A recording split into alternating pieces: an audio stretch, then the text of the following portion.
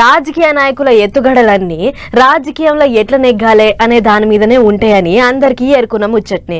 అయితే గా ముచ్చట్ను ఒక రాజకీయంలోనే కాదు, పతాల ఎక్కడ నడిస్తే అక్కడ వాడొచ్చన్నట్లే చేస్తురు గా నంద్యాల జిల్లా నాయకులు. పాల డైరీ కాడ లేపిన పంచాది ఇప్పుడు ఏపీ రాజకీయంలో పెద్ద కాకనే లేపుతుంది. పాండ్రి శుద్ధంగా కథ ఏందో. పాలు మంచిగా పోస్తున్నామా లేదా, జనాలు ఏమనుకుంటుర్రు అనే ముచ్చట పట్టించుకోవాల్సింది పోయి పాల కంపెనీలు వచ్చి పోస్టుల కాడ నాది సాగాలంటే నాది సాగాలే అని ఒంటెద్దు పోకడబోతుర్రు.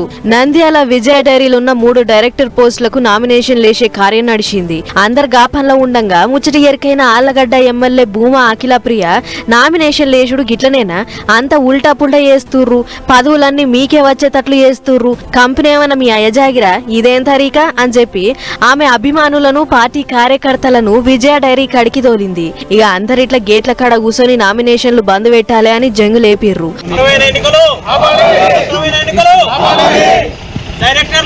అయితే Vijaya dairy chairman SP Mohan Reddy మాట్లాడుకుంటా 2014ల విజయ డైరీ కాడ నుంచి భూమా విఖ్యాత్ రెడ్డి 1,30,00,000 అప్పు తీసుకుండు. అప్పటికెంచి ఇప్పటిదాకా రూపాయి కూడా కట్టలేదు. భూమా ఇంటోళ్లు జయంగా విజయ డైరీ 30% నష్టాల్లో గడిపోయింది. ఇయాల నుంచి మాకు నచ్చినట్లు నామినేషన్లు వేయాలి అని చెప్తుర్రు. అదంతా ఏం కుదరదు, డైరీ రూల్స్ ప్రకారం వేస్తామని చెప్పంగానే లొల్లి మరింత పెద్దగైంది. ఇట్లయితే కాదని నామినేషన్ లేదు, ఏం లేదు, ఇప్పుడంతా అర్జెంట్ కూడా ఏం లేదు, నిమ్మలంగా చూద్దాం తీ అన్నట్లు వాయిదా వేసిండు డైరీ పెద్ద సారు. అటు పంకపాటి జిల్లా అధ్యక్షులు కమ్ మాజీ ఎమ్మెల్యే కాటసాని రామ్ భూపాల్ రెడ్డి మాట్లాడుకుంటా అఖిల ప్రియ మొత్తం రౌడీ రాజకీయం చేస్తుంది. ఆమె నామినేషన్ ఆపమని చెప్పుడేంది, ధర్నా చేసిన వారు పాడి రైతులు గానే కాదు, ఎవరిలో పంపి లొల్లి చేయ చూస్తుంది, ఎట్లా నడవాలో గట్లనే నడవాలే, ఇదేం పద్ధతి అని మాట్లాడుకొచ్చిండు.